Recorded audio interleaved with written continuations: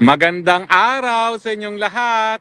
Alam ko po ay ano pa ngayon? Lunes, Huwebes Santo ngayon, araw po ng huling hapunan ng ating Panginoon kasama ang kanyang 12 disipulo. No? Bukod po dun sa huling hapunan na simbolo ng hindi lang pagsama-sama na pagkain ng katawan at dugo ni Kristo, itong araw din po ay sinabi ng ating Panginoon na may isa sa kanyang magtataksil at ito nga yung Judas Iscariot. So ang tanong po natin, sino ang mga Judas sa ating lipunan?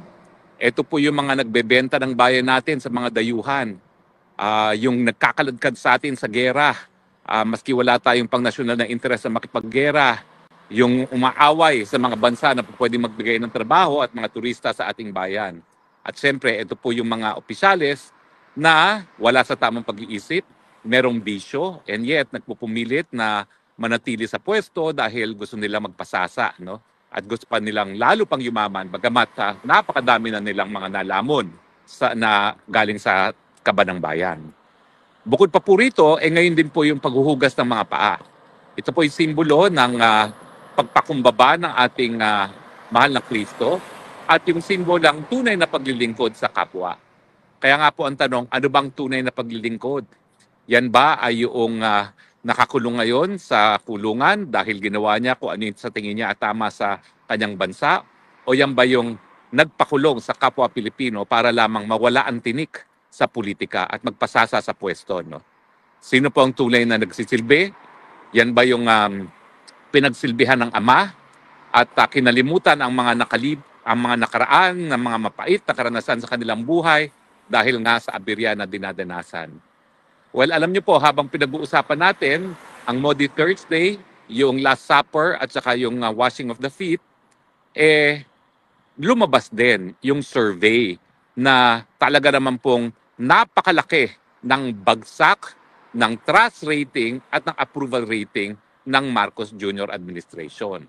Siguro po, ang kinalaman nito sa Maundy Thursday, ito nga po yung paglilingkod sa bayan. No? Naghusga na po ang taong bayan doon sa paghuhugas ng paa kung sino talaga ang tunay na naglilingkod. No? Kung sino talaga ang naghuhugas ng paa ng taong bayang Pilipino. Hindi po yan si Marcos. Dahil napakalaki po ng pagbagsak, ng pagtiwala at ng approval ng ating bayan sa kanya. Ganong katindi po ang bagsak? Well, ito po babasahin ko po Ito po ay Pulse Asia. Kapanipaniwala po ito dahil walang pinapanigan ng Pulse Asia. Pagdating po sa approval, bumagsak po ng 17 points ang approval rating ni Marcos Jr. Galing 42%, ngayon po ay 25 na lamang. Now, ang problema po dito, bagamat nalathala sa dyaryo na 25 ang kanyang trust rating, ang approval rating, ang pagbasa po niyan dapat neto. Titignan po natin kung ano yung approval rating niya na 25 at ano yung disapproval rating niya. Ang disapproval rating po niya ay tumaas ng 21 points at naging 53%. So 53 less 25 is 28. So negative 28 ang approval rating ng ating presidente. Negative po yan. Hindi po yan malayo dun sa nakuha niyang negative 54 di umano sa survey dyan sa Bohol. Wala pong may gusto kay Marcos Jr.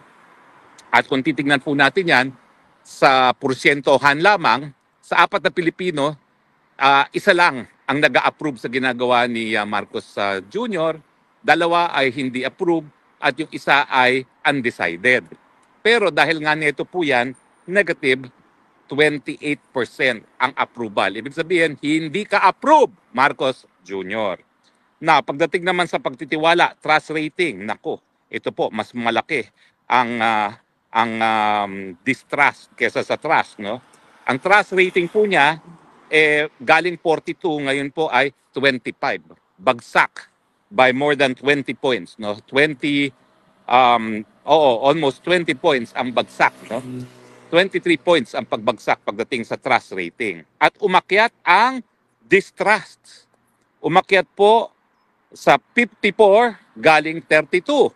So again, kukunin nyo yung neto para makita ko ano ang trust rating. Okay, so 25 na naman, 54 less 25 is 29, negative 29. So ang kanyang approval rating ay negative 28, ang kanyang trust rating ay negative 29. Walang approve halos sa Pilipino kay Marcos Jr. at wala rin pong nagtitiwala kay Marcos Jr. ngayon. Bakit? Ano ba yung mga bagay-bagay na naka-impluwensya dyan? Well, syempre, unang-una, yung pagpapakulong niya kay Tatay Digong sa dahig. Malinaw na malinaw po ha, na bagamat nagkasama-sama na ang dilawan, ang mga loyalista na lumiliit na ang hanay at ang mga komunista, ay nako, napakalaki pa rin porsyento ng ating mga kababayan ang nawala ng tiwala at nag-disapprove sa ginawa ni Marcos Jr. Yan nga po, ang kanyang disapproval rating ay negative 28, ang kanyang trust rating ay negative 29. Ibig sabihin, karamihan talaga, o kung hindi lang karamihan, halos lahat ng Pilipino hindi po approve sa ginawa niya na pagkakidnap kay Tatay Digong papunta ng dahig. At naintindihan naman po natin yan dahil kapwa Pilipino yan. Hindi naman po natin sinasabi na wala talagang pananagutan ng presidente kasi kung meron talaga nagrereklamo, dapat bigyan sila ng oras sa hukuman. Pero hindi po yan dapat sa isang dayuhang hukuman. Dapat po yan sa Pilipinas. Now, bakit na-disgusto ang tao sa kanya? Kasi nagsinungaling si Marcos Jr. Nung kaharap ako sa Malacanang, nung July pa lang of 2023, sinabi niya, hindi tayo makipagtulungan sa ICC dahil yan ay labag sa ating soberenya at labag sa ating jurisdiksyon. Pero anong nangyari? Behind the scenes, yan, naalaman natin sa investigasyon ni Manang Aimee, behind the scenes, talagang pinagplanuhan nila ng mabuti kung paano nga ikikidnap at mapadala sa dahig ang ating Tatay Digong. So, mali yung ginawa niya na pinakidnap niya at pinadala sa Hague ang Duterte, pero lalong disapprove ang taong bayan at nawala ng tiwala sa kanya kasi sinungaling siya. Kasi walang lumabas sa bibig niya kung hindi tayo makikipagtulungan. Hindi tayo makipagtulungan. Itataguyod ko ang ating soberenya, Yung pala, para lang mawala ang tinik sa kanilang buhay, isinurrender ang Tatay Digong. Pero hindi lang naman po yan ang mga dahilan kung bakit ganitong kalaking bagsak ha. Mahigit 20 percentage points po ang bumagsak sa kanyang approval at trust rating. Siyempre, nandyan pa rin yung pagbuhay ng pulboronic video. Mabuti na lang binuhay ng NBI at saka ng HOD committee, no? Ng Traidor Committee. Kasi nga, bumalik yung issue. Nasa tamang pag-iisip ka ba? Kasi nga, sino naman ang nasa tamang pag-iisip na yung pinakamahal na presidente sa kasaysayan ng Pilipinas, pakikidnap mo at padadala mo sa dahig? Hindi ba? Meron talagang sayad yung taong magagawa niyan. Mantakin mo, kikidnapin pa. Meron na nga proseso na nakasaad sa Rome Statute, hindi pa sinunod mismo yung proseso. Yan. Kaya tuloy, bagsak-bagsak ang trust at saka ang approval rating. So, ang tanong nga, bangag ka ba? Siyempre, i-adapt mo pa yung pagkidnap at pagpunta sa dahig, natural, negative 28 at negative 29 ang approval at trust rating mo ngayon. Ang record po talaga is negative 54. Yan daw po ay na-record sa Bohol. Kaya mga Boholano, maraming salamat naman at naninindigan kayo. Alam nyo talaga makabayan yung mga Boholano. Hindi nyo alam na ang kauna-unahang republika sa Asia ay hindi ay Republika ng Pilipinas. Yun po ay sa Bohol, nung panahon ni Daguhoy. Okay? So, talaga naman po makabayan ang ating mga kapatid galing dyan sa Bohol. No? So anyway, so bukod pa dyan nga sa ginawa kay Tatay Digong, nandyan na naman ang pulboronic video. At nandyan na naman yung pinakamataas na hanay ng nagugutom na mga Pilipino, 52%. Kalahati na ng ating mga kababayan ang gutom.